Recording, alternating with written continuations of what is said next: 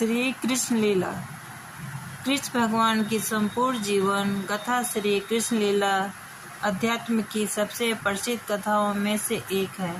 कृष्ण को लोग बिल्कुल अलग अलग रूपों में देखते थे। आइए पढ़ते हैं कृष्ण की कहानियाँ और जानते हैं कि दुर्योधन, शकुनि और बिकनी जैसे लोग उनके बारे में क्या कहते हैं। साथ ही जानते हैं कि उनकी कुछ लीलाएं। सद्गुरु कृष्ण इतने बहुयामी हैं कि उनके आसपास रहने वाले लोगों ने उन्हें बिल्कुल अलग अलग रूप में देखा था। आइए जानते हैं कि दुर्योधन, शकुनि और शिखंडी जैसे लोग उनके बारे में क्या कहते हैं। साथ ही जानते हैं कि उनकी कुछ लीलाएं। कृष्ण एक बहुत नटखट बच्चे हैं। वे एक बांसुरी वादक हैं और बहुत अच्छा नाचते भी हैं। वे अपने दुश्मनों के लिए भयंकर योद्धा हैं। कृष्ण एक ऐसे अवतार हैं जिनसे प्रेम करने वाले हर घर में मौजूद हैं। वे एक चतुर राजनेता और महायोगी भी हैं। वो एक सज्जन पुरुष हैं और ऐसे अवतार हैं जो जीवन के हर रंग को अपने भीतर समाये हुए हैं। जानते हैं उनके आसपास के लोग उन्हें किस रूप में देखते थे। श्री कृष्ण की बचपन की कहानियाँ। श्री कृष्ण जन्म। वसुदेव ने अपने 8वें पुत्र को नंद और यशोदा की पुत्री के स्थान पर रख दिया और उस नन्ही बच्ची को लेकर वापस आ गए।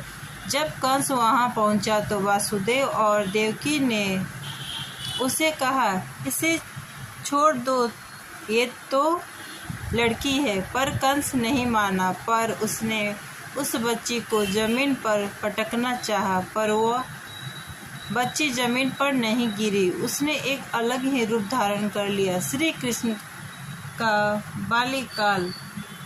कृष्ण माखन चुराया करते थे और माखन ही गोपियों की आजीविका थी। ऐसे में वे कृष्ण की माँ से शिकायत करती थी, पर कृष्ण मासूम बनकर उन्हें फिर से मना लेते थे। श्री कृष्ण की मधुर मुस्कान। कृष्ण के सांवले होने पर भी हर कोई उन पर मुग्ध था। ऐसा इसलिए था क्योंकि वे हर समय मुस्कुराते रहते थे। श्री कृष्ण ने उठाया गोवर्धन पर्वत।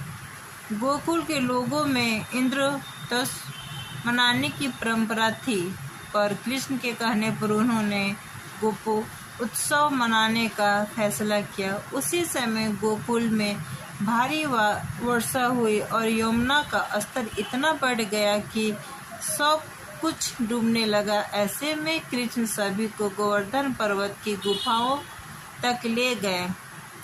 तभी अचानक एक चमत्कार हुआ और पर्वत जमीन से ऊपर उठ गया। श्री कृष्ण की लीला की कहानी। कृष्ण के जीवन में महिलाएं। श्री कृष्ण और राधे। कृष्ण ने राधे से विवाह करने का फैसला अपने माता पिता को बता दिया था, लेकिन फिर गुरु गर्गाचार्य ने जब ये बताया कि वे ताड़नहार हैं तो उनके भीतर एक रूपांतर हुआ और उन्होंने अपना फैसला बदल लिया। श्री कृष्ण और सभ्या।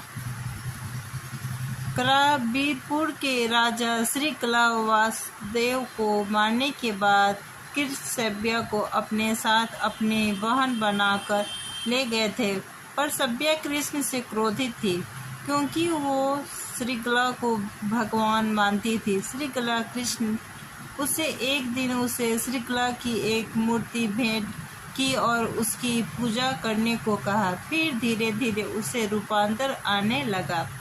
श्री कृष्ण और योद्धा। जब कृष्ण छोटे बालक थे तब यशोदा के भीतर मातृ को प्रेम पूर्ण भाव था, लेकिन कृष्ण जब एक युवा में रूपांतरित हुए तो यशोदा भी एक गोपी की तरह उनसे जुड़ गई। श्री कृष्ण और रुक्मणी ने कृष्ण को तब देखा था जब वे 12 वर्ष की थी। उसी समय रुक्मणी ने ये निर्णय लिया था कि वे श्री कृष्ण से ही विवाह करेगी, लेकिन उसके घर वालों ने रुक्मणी का कहीं और विवाह करने का फैसला किया। आखिरकार कृष्ण ने उन्हें उस स्थिति से निकाला। श्री कृष्ण भक्त मीराबाई की कथा। मीराबाई को उनकी माँ ने बचपन में कृष्ण की छवि की ओर इशारा करते हुए कहा था, ये तुम्हारे पति हैं। उस दिन से ही मीरा ने उन्हें अपना पति मान लिया और ये भक्ति अपनी गहरी हुई कि विष का प्याला भी उन पर बेअसर हो गया।